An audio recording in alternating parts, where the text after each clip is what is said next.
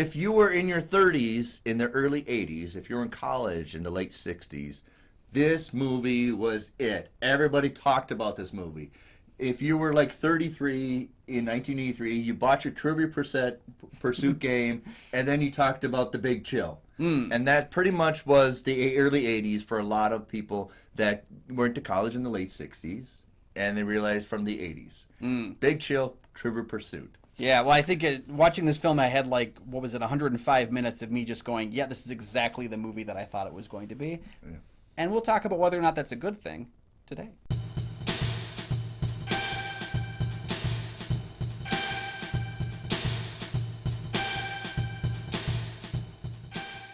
Hey everybody, welcome back to the show. I'm one of your hosts, Kyle Goethe from GoatFilmReviews.com. I said if you put the word big in any of your movies, I'm probably going to like it. We have to do our favorite big movies eventually. Put in the Patreon, maybe your top 10 movies that have the word big in it.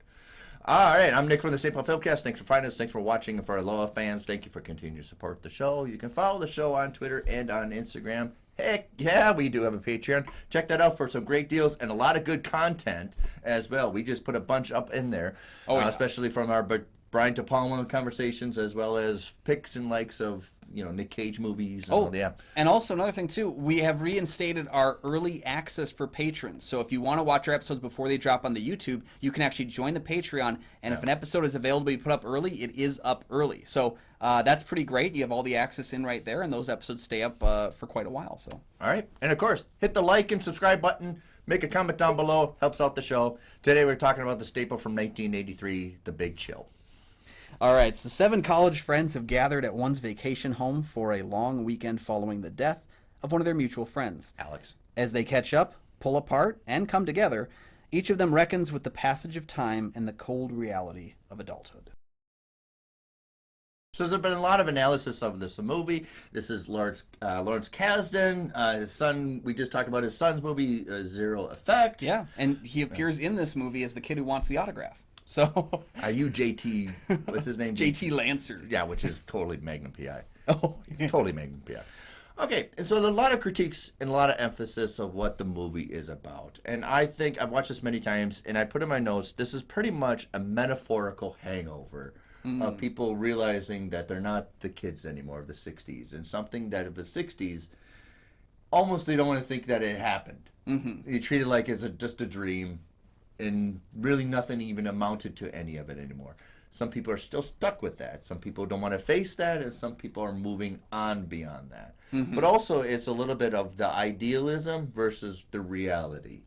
And I use like Mike, who's Jeff Goldblum, wanted to be this hard-edged Time Magazine journalist, but now he just writes puff pieces for People Magazine. Yeah.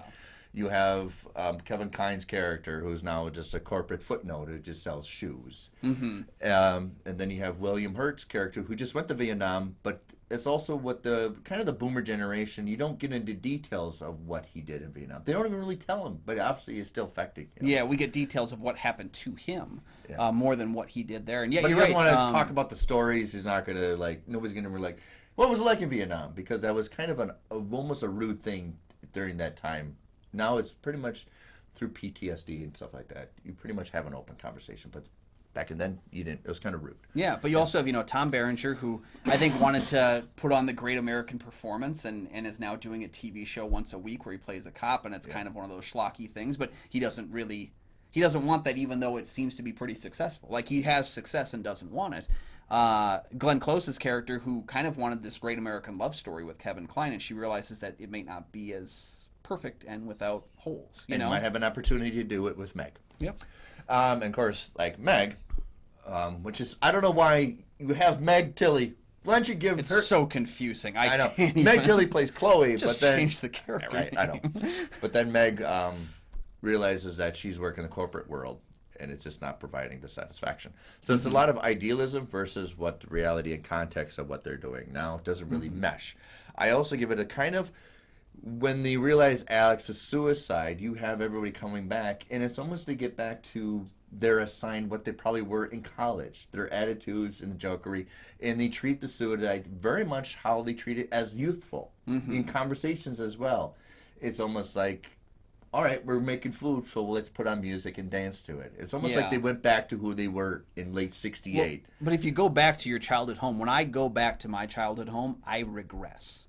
Like I become the 18-year-old Kyle that left. And you that get told, and place your with mom dreams. talks to you like you're there. Yeah. Well, and you see your friends, and you're making the same stupid jokes that you're making beforehand. Like nothing has really changed. It's one of the things I kind of cherish when I go back and see my friends is that we pick up like nothing ever changed. Yes. And I think there's a certain amount of that to this film. There's that that understanding, that regressive sense.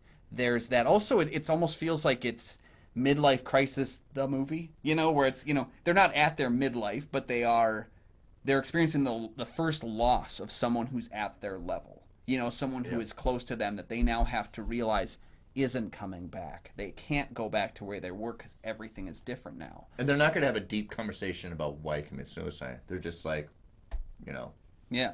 But that's a coping thing. There's a number of the signs of grief going on here as well, but they're just behind layers of random discussion. I still think it's how weird it is that the first two grandparents I lost were very, very emotionally painful experiences. And when the second two grandparents went, the funerals were much more jovial. I don't want to sound like weird, but like, you made more jokes about like their life and the amazing things that they did. And that was maybe part of my growth was that when I was younger, I recognized all the sadness that was with it. And as I became older, you are able to kind of have a laugh, and that's part of the celebration. So I think there's a lot of critiques. I don't agree with Liam Durham's point of this, that it's delusions and that they're just supposed to be delusions that have to cope. I don't see it that way.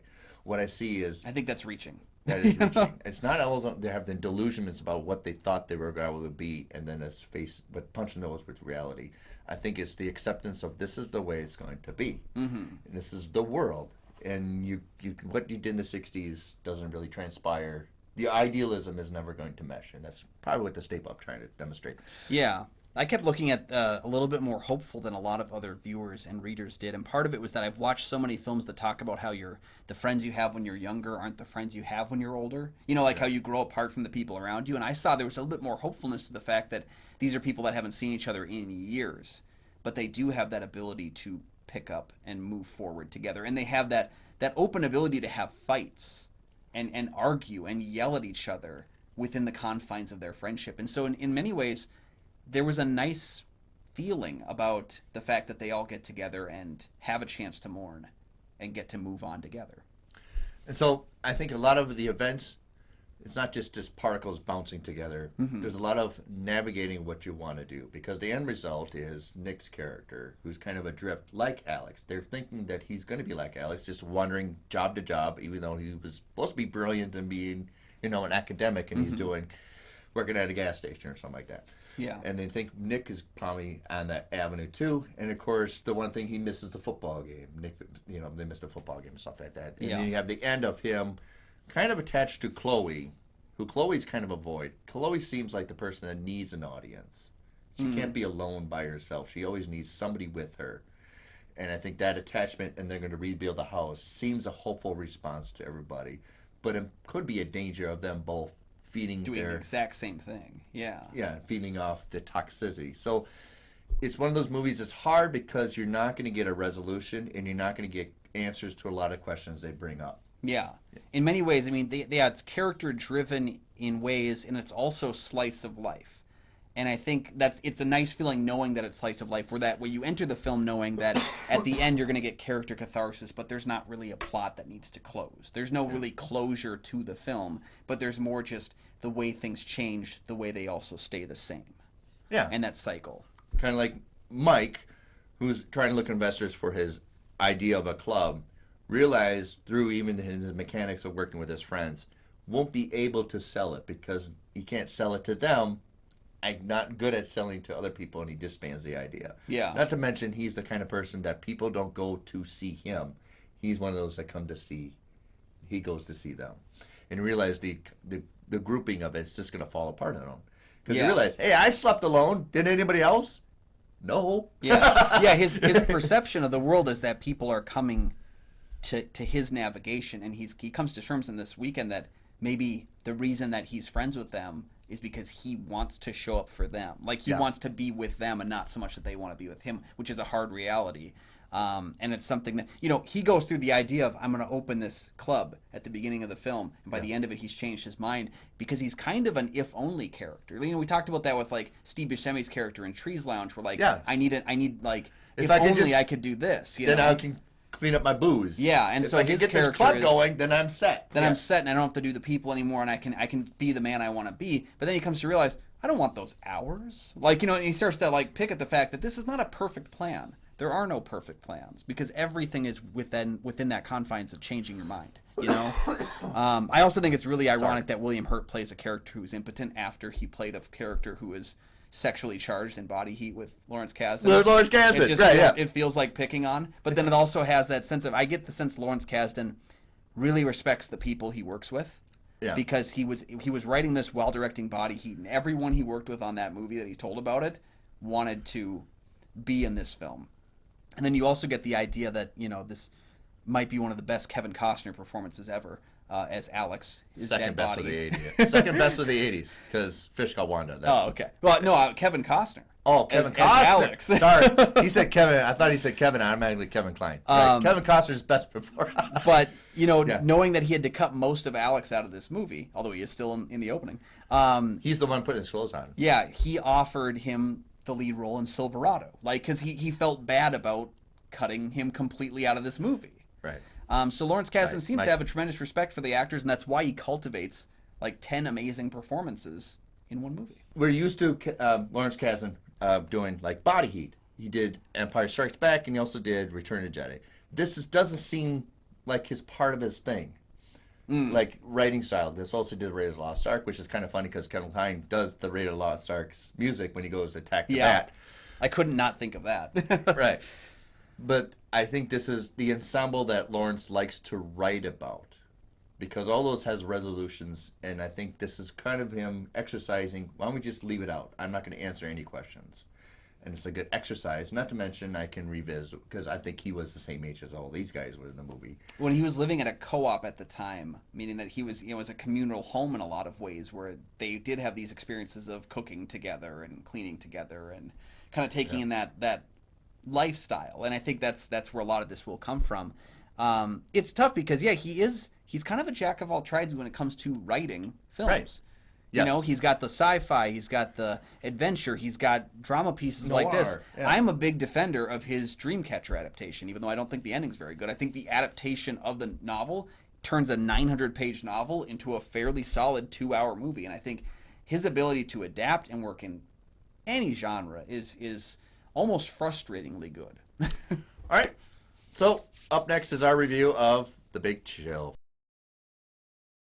So this is Kyle's first time seeing it, so I'd like to give his his reaction. So Kyle, what did you think of The Big Chill? I really enjoyed this movie. I really, really enjoyed this movie. And I pointed out in their opening, this was 105 minutes of me going, it's exactly the movie that the poster sells, that the tagline sells, that just the idea of the movie sells. And so I think that's a win for marketing, because if you want to watch this movie based on that poster, you're going to get exactly what you get.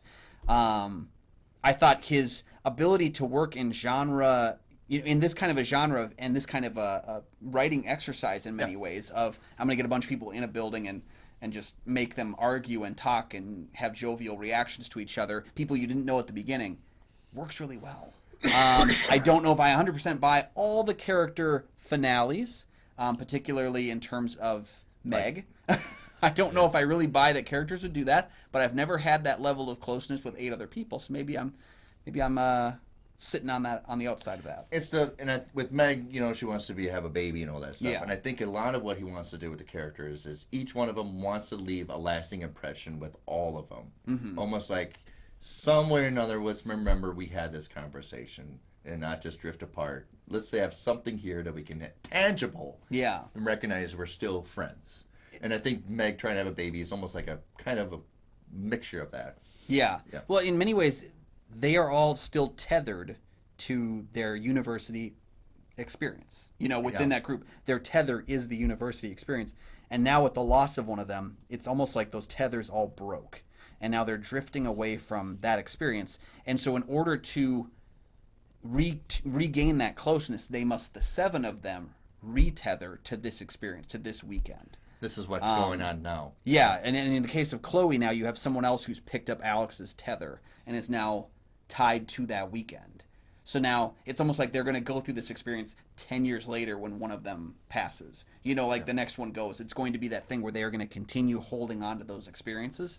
And that's what I found so hopeful about the movie. Because it's weird how many people find this movie completely depressing or, unevenly frantic, Yeah, because no questions ever get really answered.